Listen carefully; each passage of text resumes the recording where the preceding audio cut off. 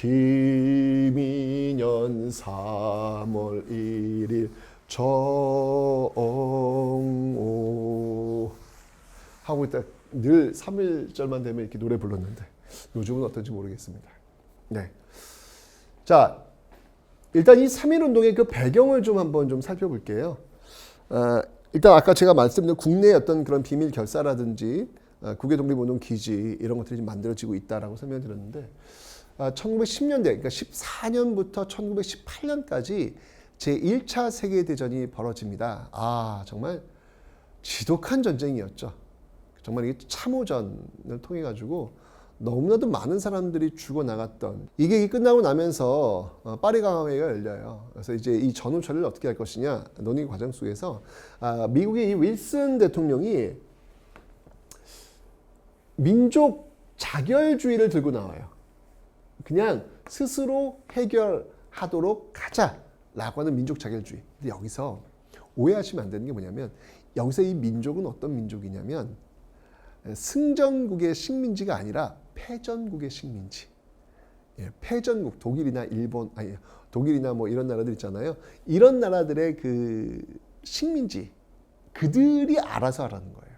근데 우리는 일본이 되게 운이 좋아요. 줄을 잘 서. 이때 1차 세계대전에서는요, 승전국 그 라인에 씁니다.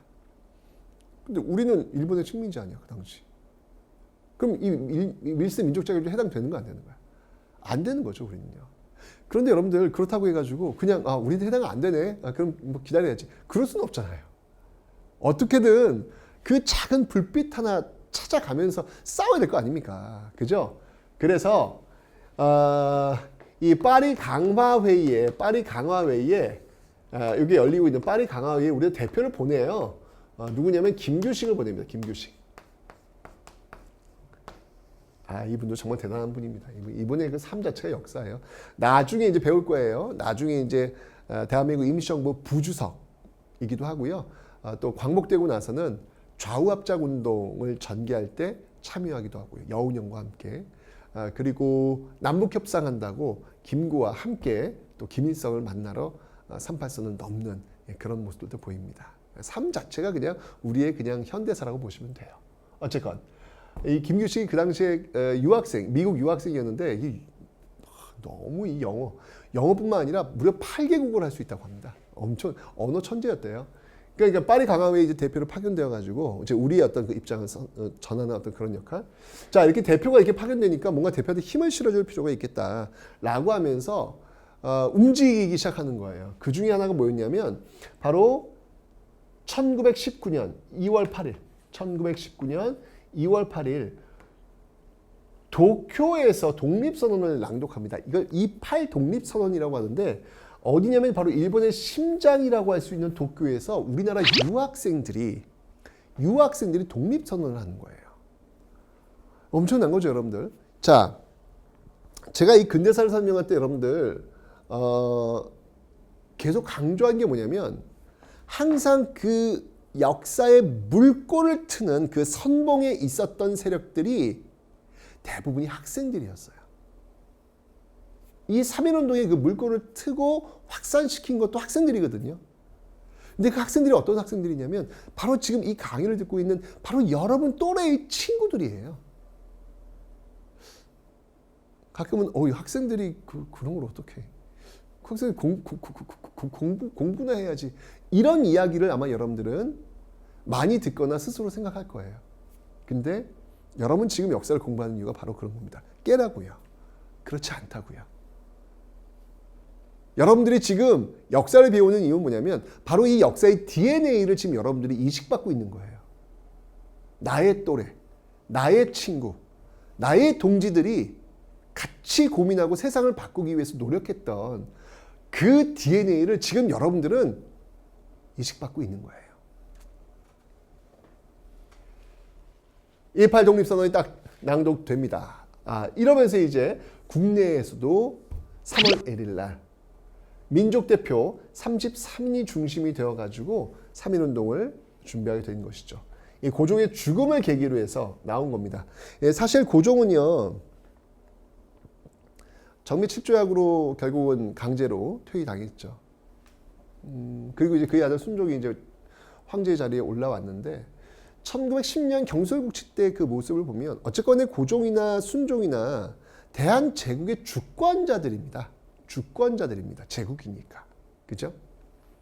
지금 대한민국은 국가의 주권은 국민에게 있지만 대한제국은 황제에게 있잖아요. 그러면 황제로서 그 주권자로서 지금 나라가 망하는 순간에 어떤 리액션을 좀 보였어야 되지 않나? 전혀 없어요. 그죠? 이씨 왕조, 자기 집안 어떻게든 보존시키기 위한 요구 이외에는 없어요. 저는 역사의 죄인이라고 저는 단정합니다. 근데 참 아이러니하게도 그 역사의 죄인이었던 고종과 순종, 그들이 죽음을 통해 가지고 빚을 좀 갚아요. 갚는다는 표현 좀 그렇지만 죽음을 통해 가지고 우리 민족을 하나로 모아내는 그 마지막 역할을 합니다. 고종이 죽으면서 3.1운동이 일어났고요. 순종이 죽으면서 60만세 운동이 일어나거든요. 참 이것도 아이러니다. 야, 역사의 죄인으로 그냥 기록돼야 되는 사람들이 마지막 죽음을 통해서 우리 민족을 하나로 뭉치게 하는 그런 매개체 역할은 했구나 라는 생각이 들더라고요. 어쨌건 간에 이 고종의 죽음을 계기로 해서 나왔는데요. 민족대표 33인들이 기획을 해가지고 이 3.1운동을 전개합니다. 정말 이 종로 탑골공원에 출발했던 이 만세운동은요. 정말 전국적으로 확산되는데 확산됐던 계기도 뭐였냐면 일제가 너무 놀래가지고 특히 학생들을 막을 필요가 있겠다 해서 학교에 휴교를 내버려요. 휴교령. 그러니까 학교가 이제 문을 닫으니까 학생들이 어딜 갔냐면 자기 집 고향으로 간 거예요. 고향으로 가가지고 이 3.1운동 만세 소식을 전하면서 이걸 또 주동하는 그런 모습들, 이러면서 전국적으로 이 만세운동이 불붙게 되었던 것이죠. 이러자 일제가 놀랐어요. 그래서 어마어마한 탄압을 가하게 됩니다. 대표적인 사건이 바로 제암리 학살 사건이라고 여러분 알고 있죠. 제암 고주리 학살 사건이 좀 더 정확할 것 같은데, 이 제암리에 들어가가지고 만세 운동을 벌였던 이 제암리에 들어가가지고 이 남성들을 다 교회당으로 불러 모아요.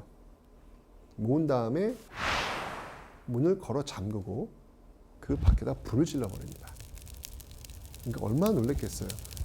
어떤 경우에는 그 아이를 안고, 뭣도 모르니까, 이게 무슨 말인지 모르니까 아이를 안고 교회당에 들어온 경우도 있었다고 합니다.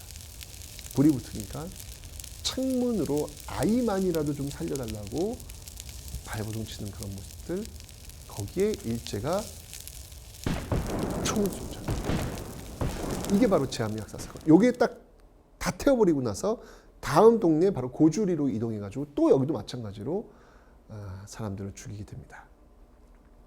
이게 그 만행을 볼 수 있는 이 제암 고주리 학살 사건이라는 건데요. 어쨌든 이렇게 엄청난 포괄적인 어떤 탄압이 이어지니까 결국 비폭력 투쟁으로 출발했던 이 3.1운동은 폭력적인 투쟁으로 변질될 수밖에 없었겠죠. 유관순 같은 경우에도 여러분들 만세 시위를 보는데 온 가족이 다 나와서 만세 시위를 하는데 거기에 아버지 어머니를 그 만세 시위 현장에서 잃어버리게 돼요. 칼에 맞아 돌아가시는 그런 모습들을 목격을 하게 되거든요. 정말 가슴 아픈 어떤 그런 장면들이 보이게 되는 것이죠. 자, 어쨌건 이런 거족적 민족적 저항, 2천만, 당시 인구가 2천만이었는데 200만이 넘게 나왔다고 하니까 집집마다 한 명씩 거의 나왔다는 이야기예요. 이렇게 되면서 이 3.1운동은요, 엄청난 영향을 미치게 됩니다. 자, 먼저 사실 이 민족대표 33인이 끝까지 지도를 못하죠.